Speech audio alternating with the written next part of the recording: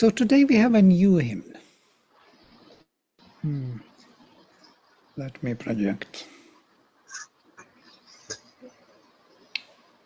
Right, let us start with mantra.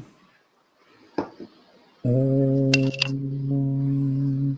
Vang me manasi pratishthitam mano me vachi pratishthitam aviravirma edhi vedasyama anistha shrutam me ma prahasi anena dhitena horatran samdadhami ritam vadishyami satyam vadishyami tanmamavatu tadbhaktaram avatu mam avatu bhaktaram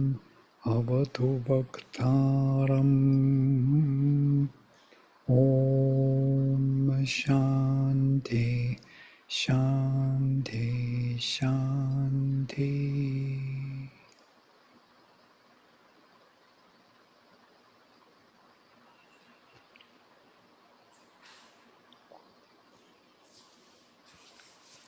So we took the next two hymns. We will take of Kakshivan Dairghatamasa.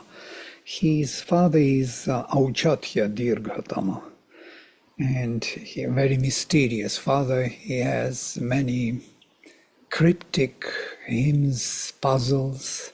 One of them is very long, more than 50 verses, and most quoted are those verses because they kind of show us some kind of secret engagement with this knowledge and the gods. And in that sense, of course, Dairghatama, he was one of those ancient rishis who actually had a rivalry with Brihaspati himself. His wife was Uchatthi, and Uchatthi is the divine word. And of course, Brihaspati wanted to marry the divine word, but he was already in the womb. He was the child of this Uchatthi. So that's why he's Auchatya. His name is according to his mother. Interesting, amazing. We have several beings who are named by their mother, not by their father Gotra. And one of them is this Dairghatama Auchatya. We have Mahidasa Aitareya. Aitareya is also named great rishi who composed Aitareya Brahmana, Aitareya Aranyaka and Upanishad, the most prominent in the Rigvediya tradition. He also named himself in the lineage of his mother. So Kakshivan is the grandson of the son of Dairghatama, and in that sense, grandson of the word, of the divine word as the mother. And interestingly enough, he dedicates his hymns mainly to Ashwins. He is the follower of the Ashwins and has two hymns to Usha, one after the other. Most beautiful. Because Usha and Ashwins are closely connected. Ashwins are those two riders on the horse who are born from the Vivasvat himself, yes, from the Lord of the Sun. These are children of the Sun, and they are in charge of the health. They both, one is power, other is knowledge and power. And when knowledge and power are in harmony, then the health within the body, whatever body, physical, vital, mental, supramental, is established.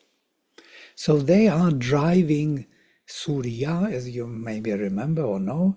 Surya is to marry Soma, king, and they are driving her in the chariot. They are also the drivers of the dawn. That's why Ashwins are first nakshatras, first constellation before the dawn. So Kakshivan, being the disciple of Ashwins, has 2 hymns to the Divine Mother, to the dawn. So here it is. Vladimir, before you begin, are these taken from the book, Hymns to the Mystic Fire, or it's entirely different? No, Sri Aurobindo didn't translate these. He translated 2 hymns to Usha, one of which we looked into, and the other is from Vishwamitra. Okay, thank you. We have 20 hymns to cover, 21. Well, it's a lot of hymns. Maybe we don't need to cover all of them. Maybe take some of 2 hymns which Sri Aurobindo translated. But when we will come to Sri Aurobindo's translation, everything will become more visible to us if we go through these before. So I have a secret plan.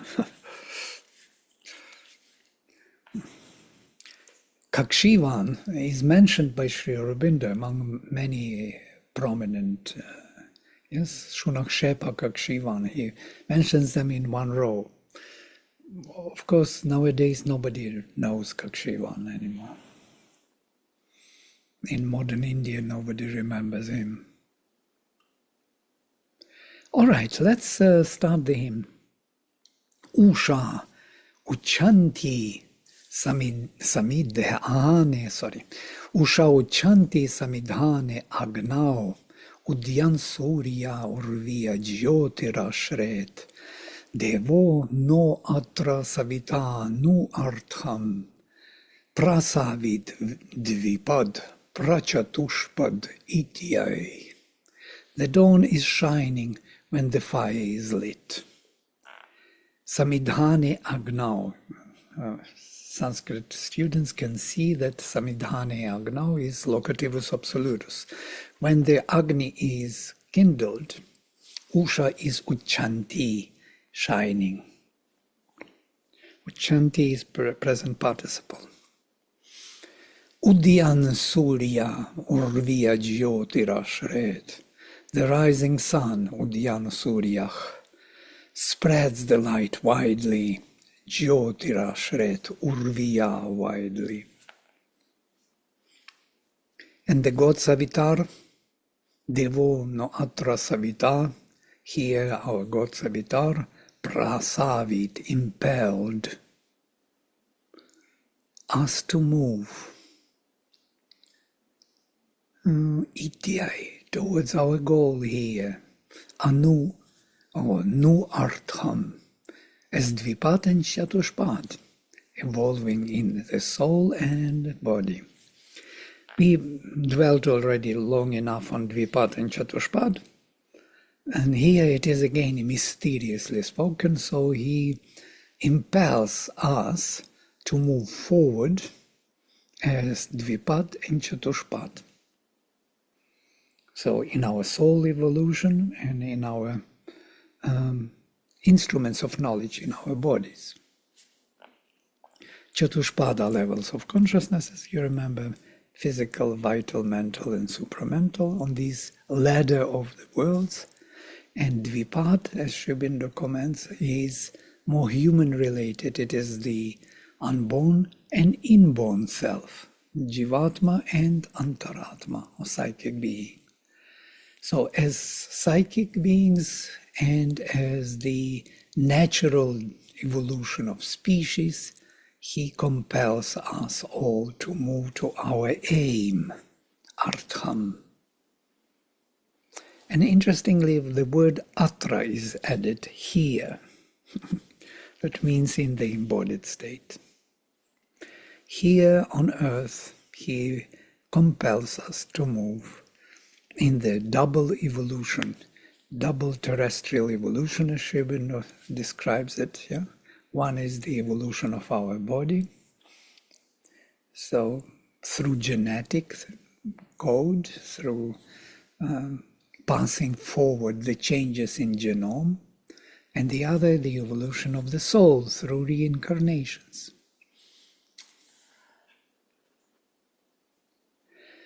Aminati daiviyani vratani praminati manushya yugani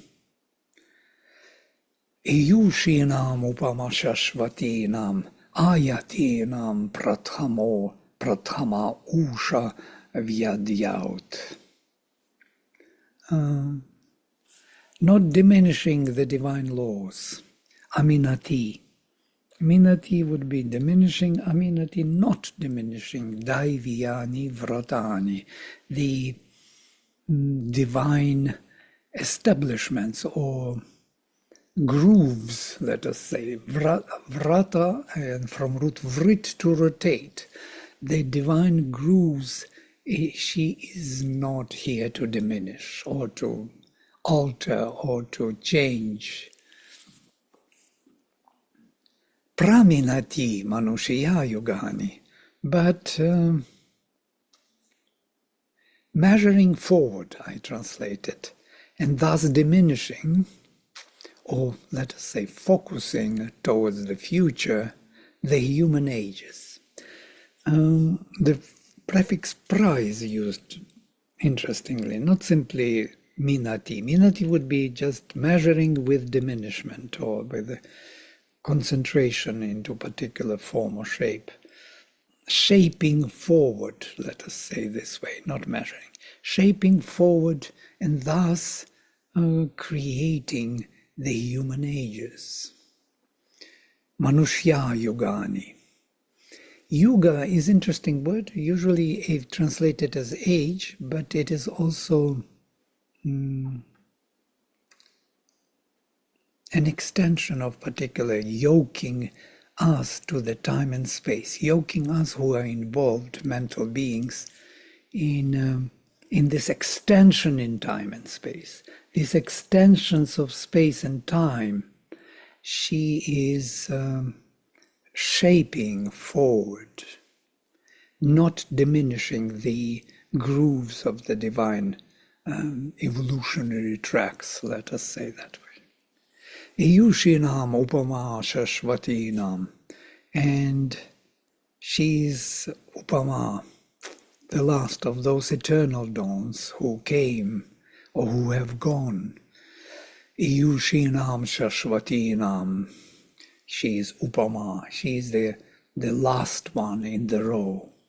Ayatinam prathama ushabhyadyaut, and the first of those which are coming, ayatinam, prathama, first. So we saw this already before in other hymns. Interesting, this is the major kind of characteristic of the dawn, that she is not alone and her work was done before from the beginning of time and will be done in the future. She is leading the dawns who are following her, and she is concluding with the dawns which preceded her. It immediately tells us about the evolution of consciousness, that the Divine Mother works upon this manifestation for so long.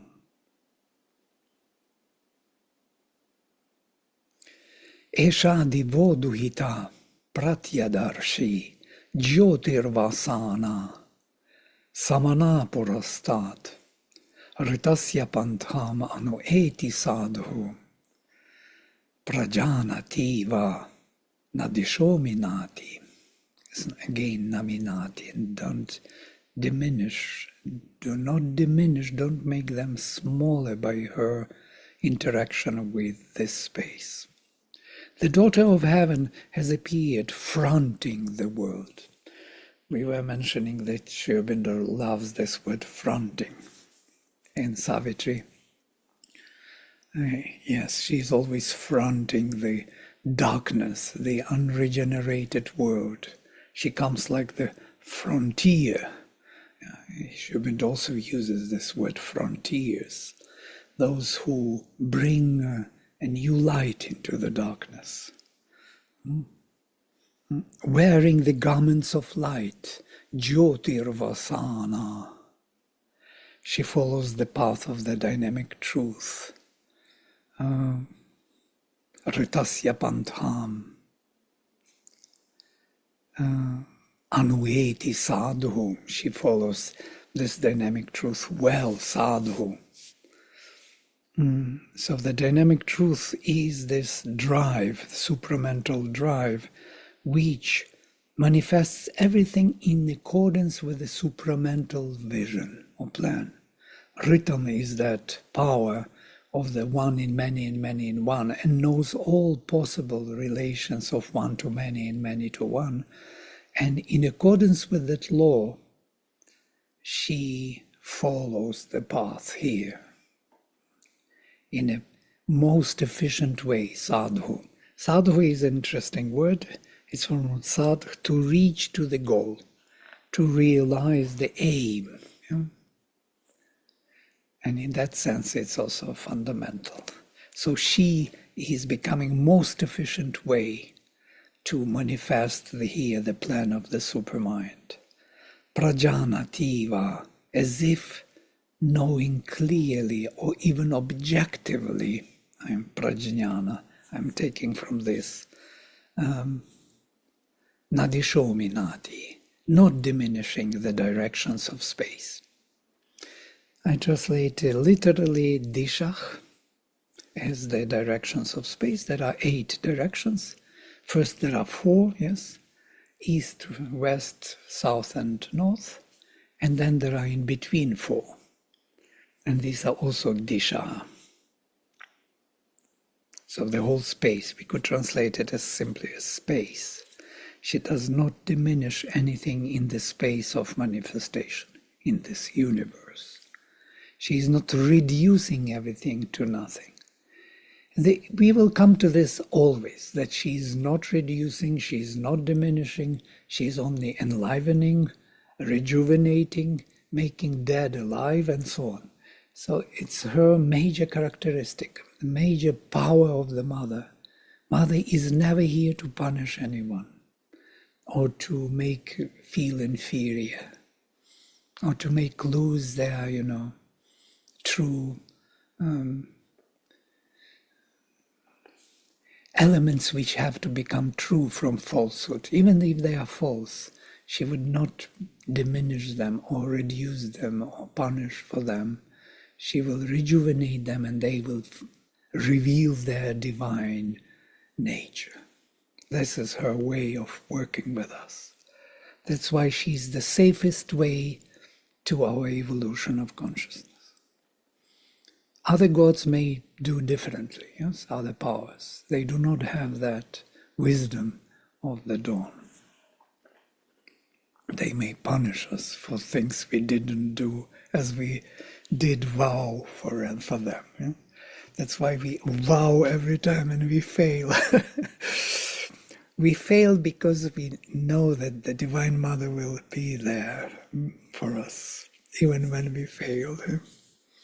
But with the gods, you can't do that. No. You have to be careful. There you will get all the consequences. I exaggerated a bit, so you should not take it literally. Of course, we should not deviate from our vows to the Divine Mother. But she understands that our nature is such that it throws us back, and we have to restart again and again and again. And she will be there for us to lead us on the way, as long as we do not close to her,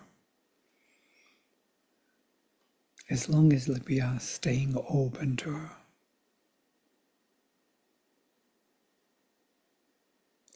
And then,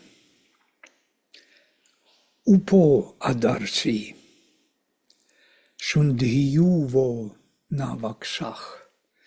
Shundhyuvo Navakshach, Upo Adarshi Shundhyuvo Navakshach, Nodha Ivavir, Akrita Priyani, Admasad Na, Sasato, Bodhayanti, Shashvatama Agat, Punar, Eyushinam. Here, Sandhi has to be kept, not undone. Odon,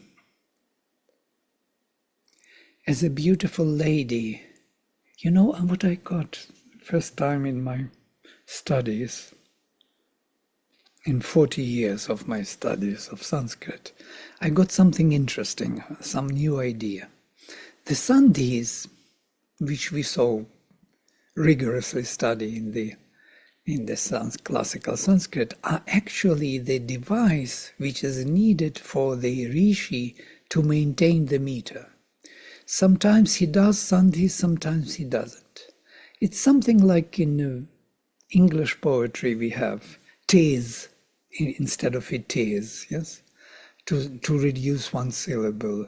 Or we say punished, or we say punished. We can use id, one's extra syllable, and so on. These modulations in the language are needed for the poetic speech. And because they were there noticed, they were transmitted as the law into the classical Sanskrit. They're actually not needed. Nobody speaks with Sandhis. It's just a device which helps you to manage the meter. It's a new idea for me, myself. But here I can see, sometimes we have to undo, and sometimes we have to keep the Sandhis in order to flow with the meter as it is here. Like Shashvatamagat, we have to keep Sandhis. Punar eyushinam, otherwise the meter will be broken. So Odon, as of beautiful lady, your body is seen. Adarshi. Shindyuach na vakshach. Vakshach is also the breast. You know, the breast of the woman, beautiful breast of the beautiful woman is seen. I always imagine the dawn comes because she is kind of leaping out to us, and her breast is that what she is actually moving forward. And her breasts are suckling the flame here, the soul. It is that milk of knowledge and delight with which she is feeding the flame here. You remember Sri Aurobindo uses this imagery in Savitri many times. Yeah, on the breasts of the mother that he grew and so on. I don't remember the exact quotations, but the breasts of the mother are used all the time. It is very beautiful imagery. Removing all the ugly, vulgar thing. If you don't have it, it is the most poetic and beautiful thing. Nodha ivavir akrita priyani. Like Nodhas. Nodhas was the rishi who have revealed all your beauties. You have revealed all your beauties. Like Nodhas. I do not know what Nodhas did there. I think it may be misreading here. I think there could be like twice na. Na vakshach, like your body or your bosom or your breast. Na udhas, like the udder cow has an udder from which milk is flowing. Yeah? Eva, like udder, as if an udder, avir akrita, you exposed, you opened up, priyani, all the beloved or beautiful, all your beauties, let us say, beautiful limbs of the dawn. You became naked in a way. You opened up to the flame. Admasan, it's all as if, all the time as if. Like, as if. Interestingly, that Rishi is always using this way of speaking about these things. As if, as like, and so on. Like, so Sri Aurobindo uses this in Savitri all the time. Did you notice? As if, because there is no other way to say about these things. How would you say? How would you appeal to our mind if you don't use as if? Then it would be like this, yeah? As it is. So you need to use it as a symbol. You have to tell us that this is a symbol. And this Eva all the time, or Na. Na is also as Eva is used in Sanskrit. And here again, Asad Na Sasata Bodhayanti. Interesting. Again, as if awakening sleeping creatures as a friend, as if a friend awakening the sleeping creatures. She came. Of all those who come back, she is the most constant. Shashvata Magat, she came, she comes as most constant. Punar Eyushinam, of those who come again back. So the mother does not leave her manifestation. She is in charge from the beginning of time till the end of the journey. She was there before the creation. She initiated it. She precipitated it with the souls. And she governs it, drives it forward, overlooks all the changes, and interferes every time as a grace to correlate the movement forward.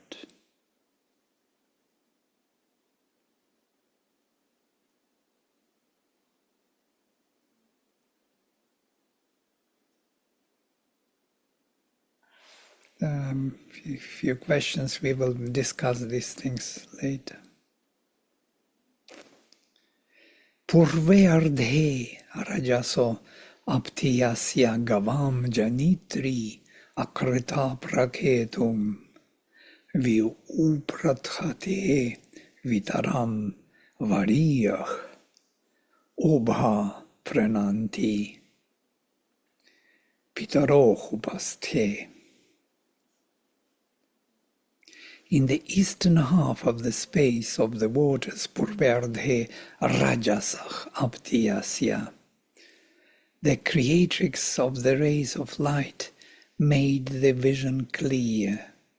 Gavam Janitri, of the rays of light, Janitri, the mother or the creatrix, Akrita Praketum, created the beam of light, or the moving forward of the beam. Interestingly, that pra prefix is always used in the Rig Veda. Most used prefix mostly is pra, maybe at least 80%. Forward, always forward. And vi was widening. Vi and pra is even more. Vi uprathate, even prathate again, spread forward. Yeah? Vi and widely forward. Vitaram, wide variyah and wide.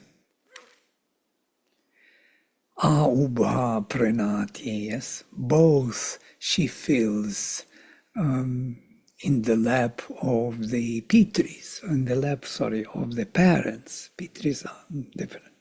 In the lap of the parents, filling both foundations of heaven and earth. I used the word foundation, but it is in the lap of the father and mother. She fills of them both. That means of the heaven and earth, of the spirit and matter, of that and this world, of both hemispheres she fills with her presence, spreading wider and wider.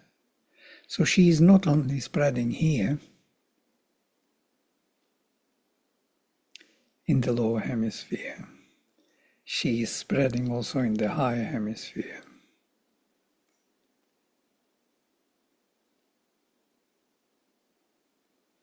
There is some mysterious power of the dawn. If you think that she's not she's not bringing only the light from above to the below, but she's also bringing some unique power of the Supreme into the transcendental world to match with the needs of development here, then she is totally in charge of everything here. And things which were impossible yesterday, because of that, she didn't bring her light yet into the transcendental in this world, become possible today, because she already did this. She made a modification of both of the transcendental worlds in correspondence to this lower hemisphere. This correspondence has to be constantly maintained. The possibilities are being evolved, being developed. They are on the way. We are in the world which we are making. It is not the world which is given to us and we have to kind of to learn about it. No, we are making the world, and thus we are learning about it. The world is not yet made. All the potentialities, all the Daiviyani Vratani are there, all the tracks, all the grooves are there. And they were used many times in the past. But there's always something more is needed, and it is coming from the Divine Mother. That grace, that fresh light, rejuvenating light, which is reviving all of us falling dead. We are always falling dead.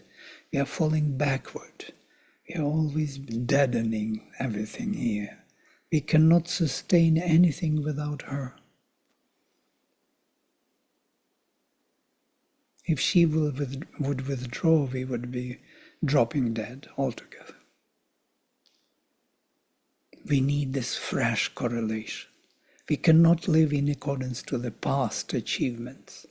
We need her presence, her interference, her correlation in both the worlds. That's why she spreads in the lap of both Father and Mother.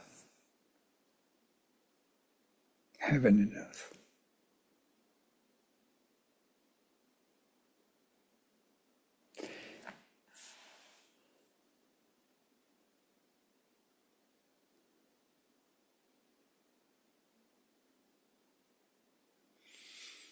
Evet esha porutama drishe kam na jamim na parivrenakti jamim arepasatanua shashadana narbhat ishate namaho vibhati.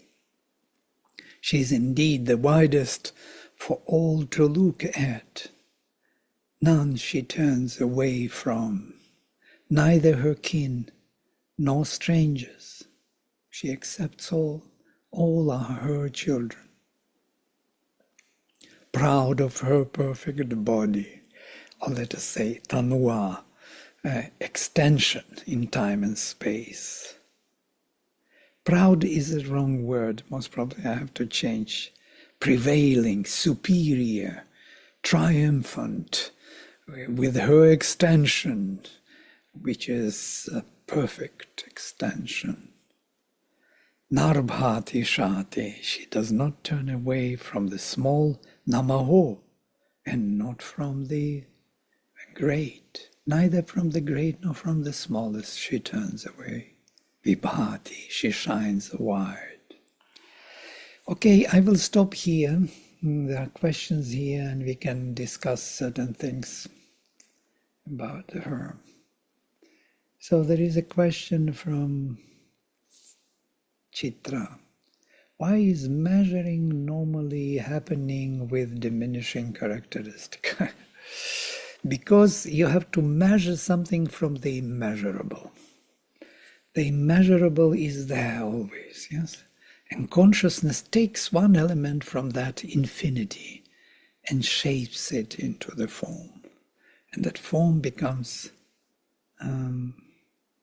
the manifestation. of one element, of one detail, of one property, and that property and detail from infinity, highlighted by consciousness, starts living by itself, has the right to be the self in itself, the thing in itself, because it represents the divine infinity being here.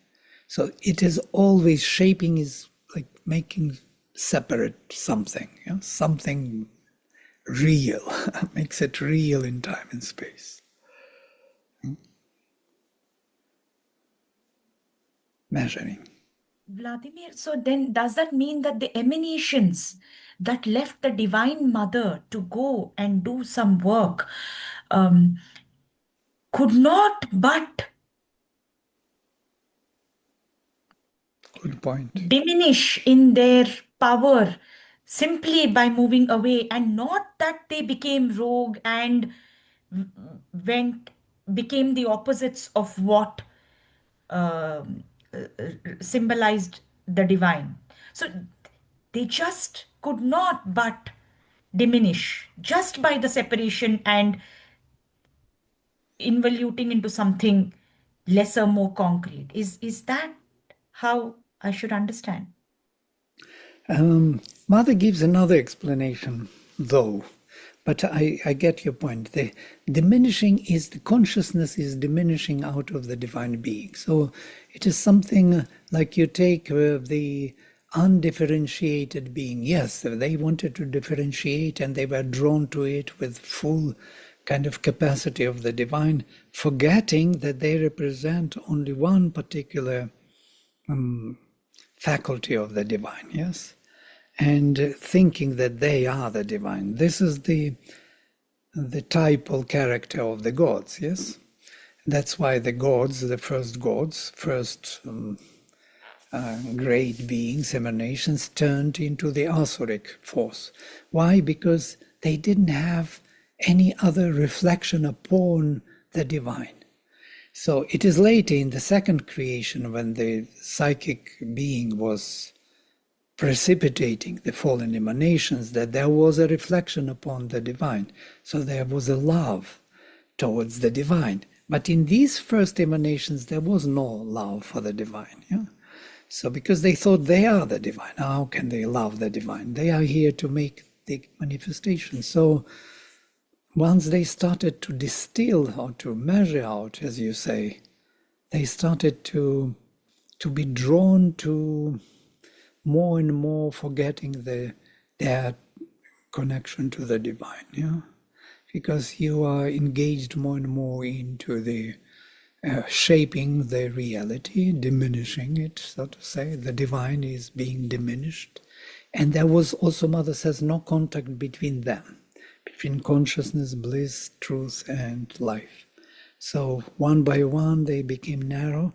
So first consciousness fell into its opposite, slowly dragging the delight into the opposite, into the suffering. So first darkness, then the delight is impossible. Delight, intensity of the ananda becomes suffering, pain. Because the intensity within restricted, limited, diminished space is pain. It doesn't have the outlook, it doesn't have the flow into the whole thing. It must have the flow. And if the flow is restricted, it is turned onto itself and creates this spasm. That's why we feel pain, because our consciousness is narrow.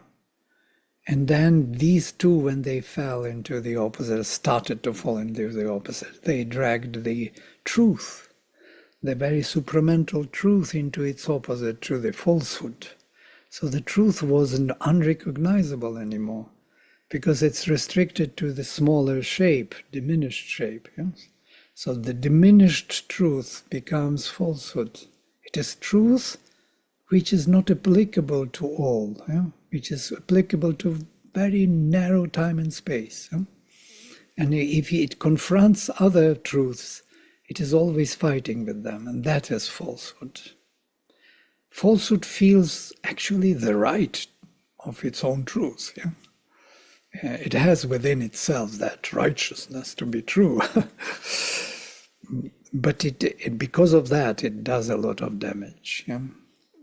It's interesting to analyze these four. Huh? And then finally, these three drag down the very eternal light, eternal life, of the Supreme Sat. And it turned into the death. For the first time, he could die. He could, in his being, in his diminished being, again diminished, he could experience dissolution.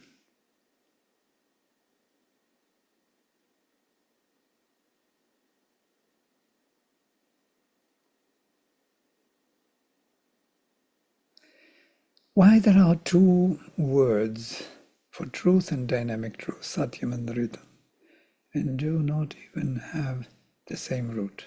Of course, Satyam is from root as, to be, something which is, is, and Ritam is from root ri, to become, or to even rise, or dynamically be, rhythmic, Ritam, with the same etymology, Ritu, the season, in accordance to the time. In accordance to the particular time, there is a need in the development, need of the force to be and to relate the one with the rest, and the rest with the one. And that dynamic truth is very different from us, from Sat, from root to be, from what is. What is what is, without any discernment. But what becomes has to be also true. We always refer to the truth as something as given, absolute. And that is a very big damage to the becoming. Because we take very high ideal and then we do not match it. And then what we do, and Sri Aurobindo writes about this in the human cycle, once we have very high ideal in the community, for example, we can justify all kind of nonsense with a high ideal. Because it is us to be. It is something which is, so that means everything is allowed which is not that. Because everything is. So in that sense, it's a very damaging for the process of sadhana or yoga. Because we need the dynamic aspect. We need to know what is to be accepted and what is to be rejected. And here psychic starts to play its role. And it's interesting, in the supermind, it is the middle range. First there is this Satyam, that is the one overwhelming thought which holds all in oneness. Then there is, second level is one in many, in many in one. There is differentiation, many and one, and their relations. One sees oneself in all and all in oneself. And that is the dynamics of relations. And that is the psychic dynamics of psychic being. Psychic has to see that the relations are true or not in time and space. Reject wrong ones and accept true ones. It is very simple, actually. And once it follows the dynamic truth, the truth of relations, the journey will be safe. And then there is Brihat. And Brihat is the vastness, application of this, of the recognition of the truth of becoming and being, and projecting it, emanating it into the world.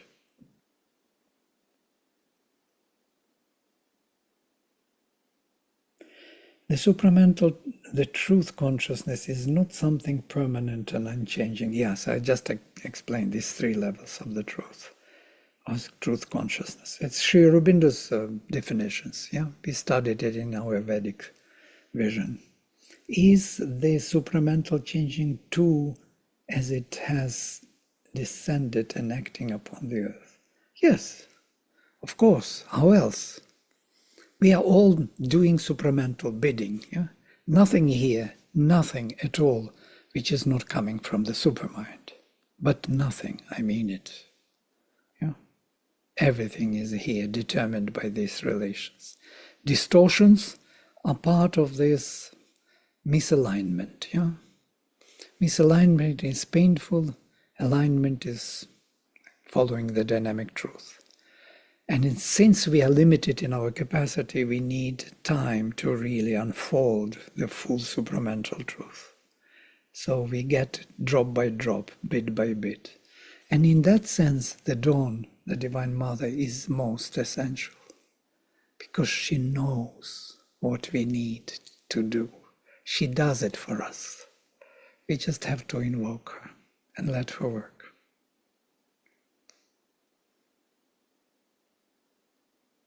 Once you get into the practical part of this, feeling that really grace does everything, and everything depends on grace alone,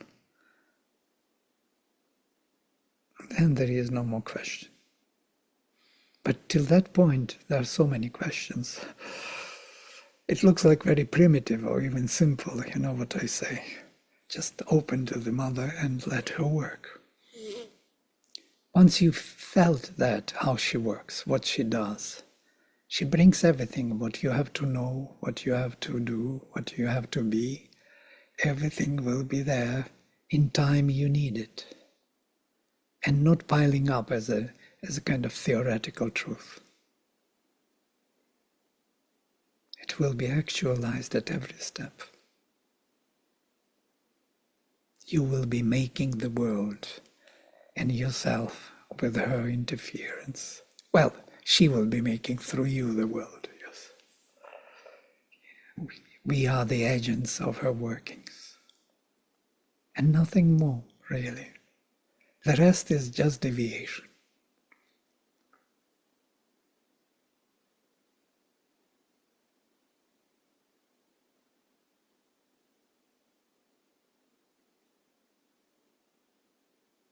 Any other thoughts?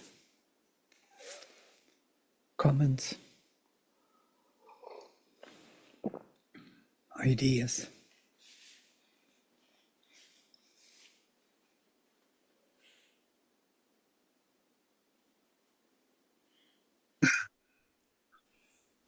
I have a pretty basic question for you. If we're the instruments that bring about, the mother's manifestation, then what does that say about, is there really free will? Is that an illusion? How does that work? What are your thoughts on that? No, before means a big word. Yeah? How long before?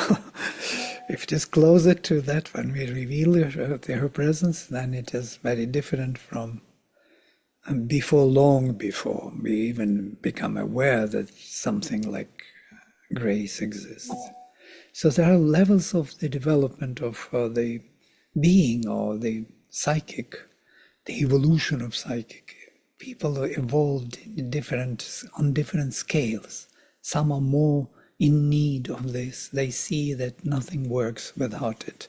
They see the crisis in their life. The best people are not who are coming to her through crisis, but who come to her through fulfillment. If she says about this, yes, if you fulfilled everything in life, you achieved everything you wanted, and you see that there's something lacking, something more is missing, something fundamental is not there, then you are ready for it, yeah, definitely.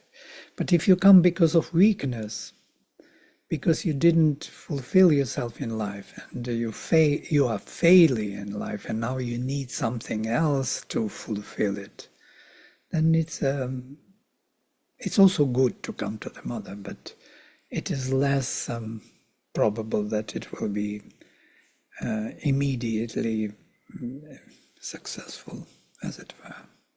But you never know. Grace does miracles.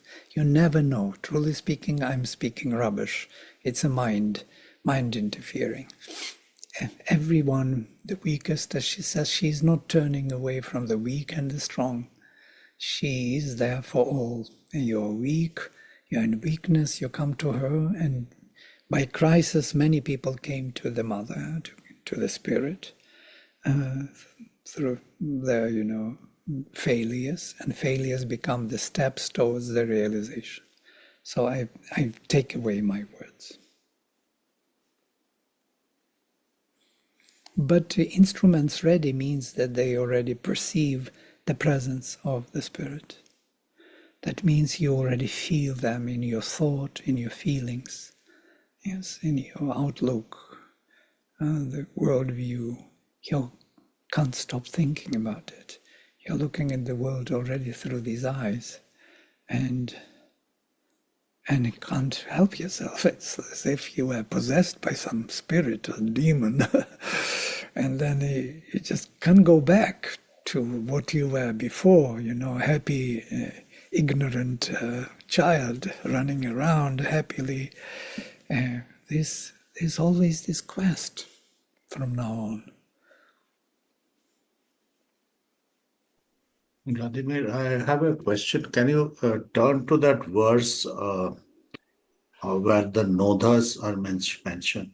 Mm-hmm. Okay, 1 second.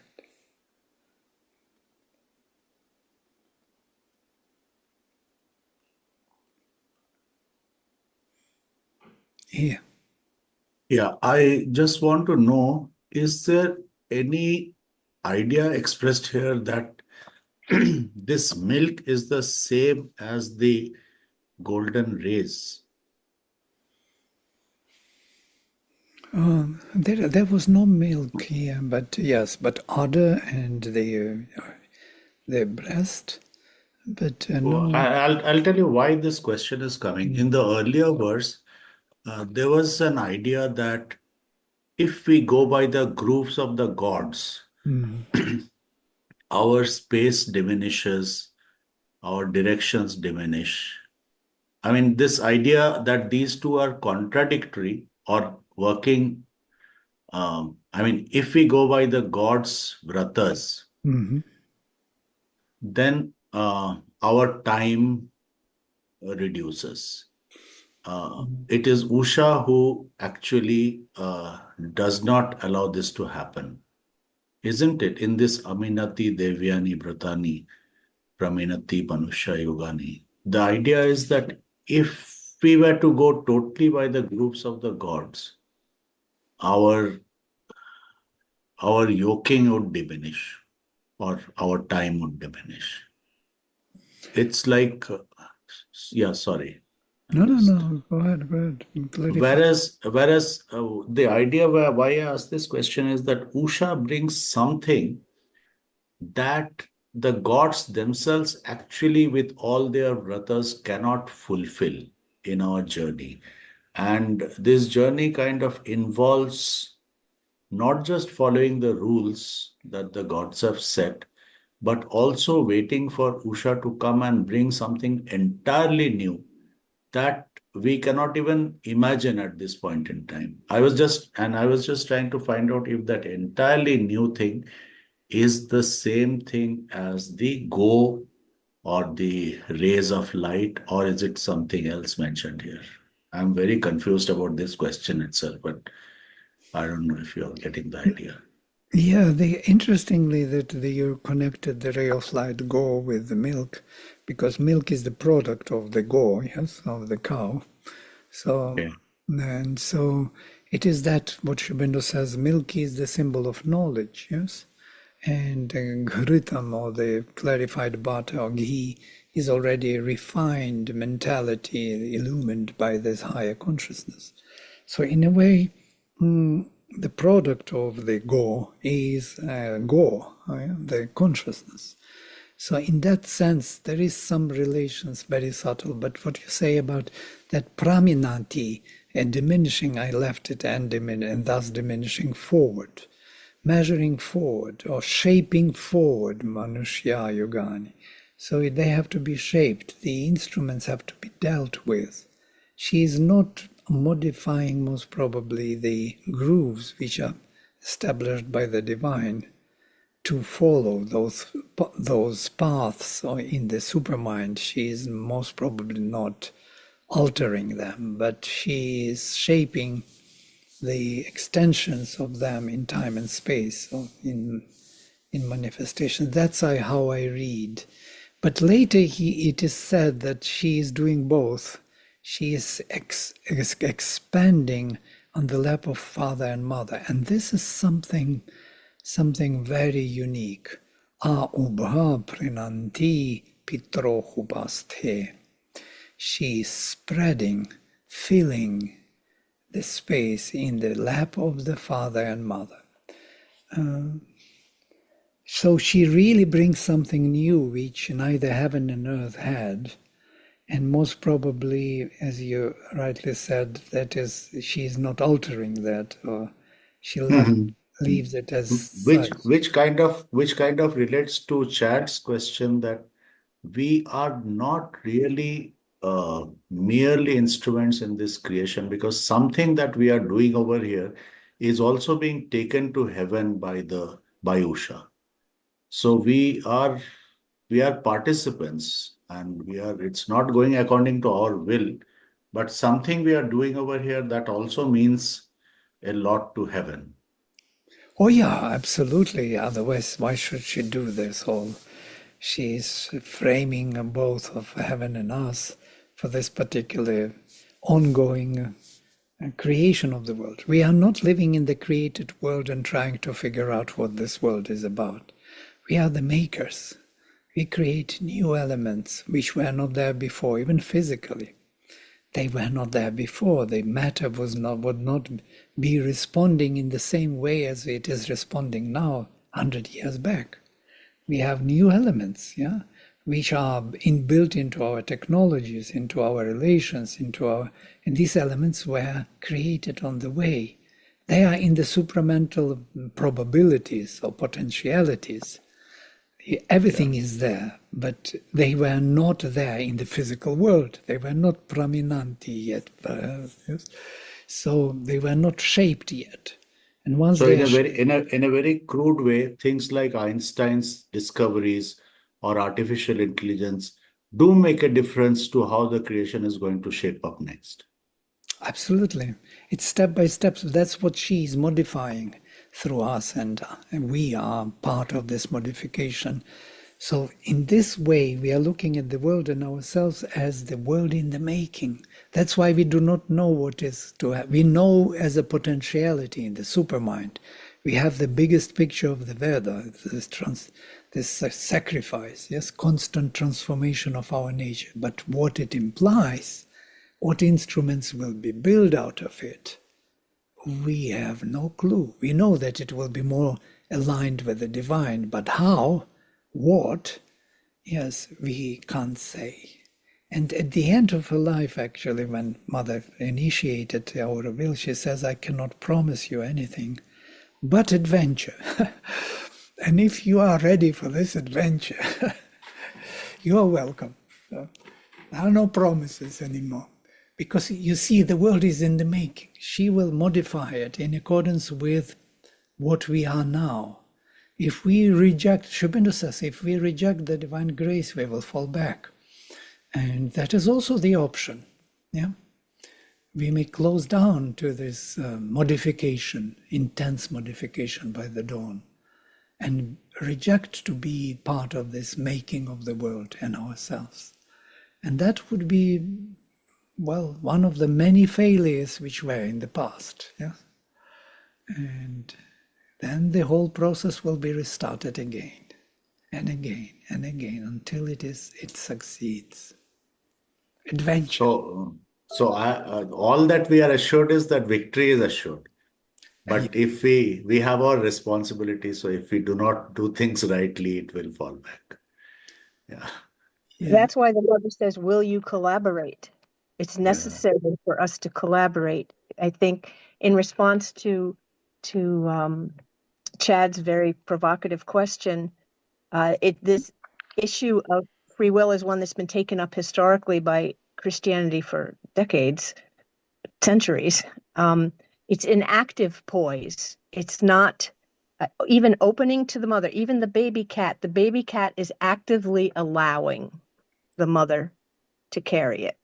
Mm. You know, we have to remember and offer. We have to aspire and reject and surrender. Even surrender is an activity. The mother can work through us, but we have to be actively passive, if that makes any sense. We have to be allowing her more and more to do things that is not our will, but her will. But it is not the same thing as being a blank. It is and it isn't. I know. But I think our active participation in this creation is important. Yeah, yeah. Yeah, the words are a little misleading when I say like this here, it can be read. Now I see it can be read differently, that you don't have to do anything. It's not like that at all. You have one responsibility, to open up to the mother and to let her work. Everything else just works in that direction. So if you have to reject, you reject. If you have to surrender, you surrender. If you have to read mantras, study Sanskrit, you study. You do everything which is kind of bringing this unregenerated, dumb instrument closer to her capacity, to her work. Yes, absolutely. I think the mother also said somewhere that you only told us, I think, that everything is okay except just falling back passively and doing nothing and falling and falling. I think any kind of activity, Yeah. as long as it's good, is good enough. Except Krishna says the same, yes. You cannot arrive at non-activity by doing nothing. You have to do something to arrive at that non-activity, surrendering. Yeah? Before you surrender to the divine totally, you will have to do many things, absolutely. But there are mantras like prayers of the mother, which are very important and powerful. Let me know what you want me to know. Let me do what you want me to do. This is powerful. Let me do what you want me to do. Let me be what you want me to be. Whatever it is that you need me to be for you, I'm ready to be. This is the kind of alignment of the outer instruments with the inner need, even beyond your soul, something which is higher than that, which also includes your soul and your being, your body, into its, embrace. In the new year, of 1967, Mother sent a very powerful message, and that message was: men, countries, continents, the choice is imperative, truth or the abyss. Yeah. So she was very categorical that truth has to be, one has to adore the truth, and the collaboration has to come first. The truth has to be accepted, and then collaboration has to come. So she is very categorical about that. Yeah. We are actually on the brink of this. Yeah. We are standing at the edge of this decision, truth or abyss. You look at the world and you will see it. But truth is actually finding its way through somehow. I believe it will find its way through, whatever it may be. Mother says you have to want the truth, whatever it may be. It may be that you don't fit for it, but if you accept it, it may be that it will demolish, it will never demolish, Mother never demolishes you, but still, it may demand from you a total sacrifice. Like Jesus, he even had to speak to his Father, because that what was demanded was so difficult to do, so impossible, even for the most enlightened being. And it was demanded, it was asked, so he had to do it. Yeah, in other words, she wants to say that there is no other choice than to go for the truth only. Right.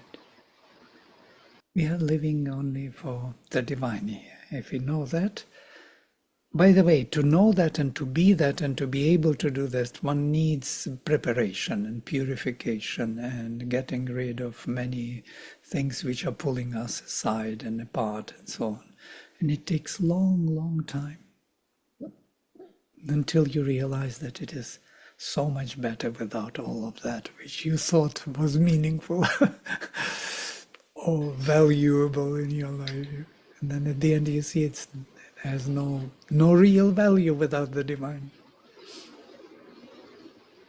Just one thing on that point of free will, I think the Savitri, that book 6, Canto 2, is just so beautiful. And there are so many lines there. One is, fate is truth working out in ignorance. I mean, just that line stands by itself.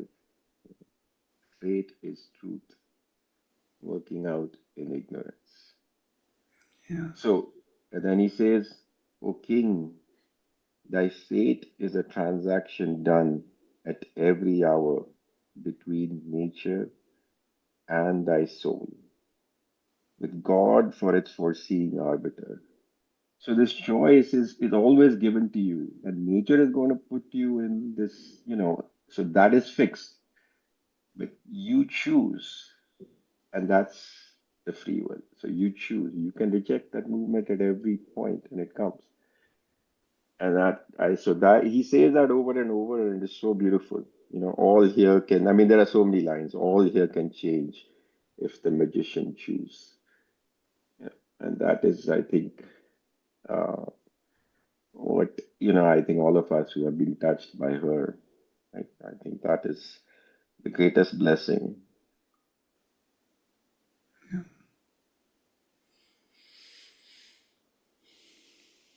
Great. All right. Thank you all. And let us meet next time and continue with this hymn and other hymns. I will close with mantra. Om Sarve Bhavantu Sukhinah Sarve Santu Niramaya Sarve Bhadrani Pashyantu Ma Kaschit Dukha Bhag Bhavet.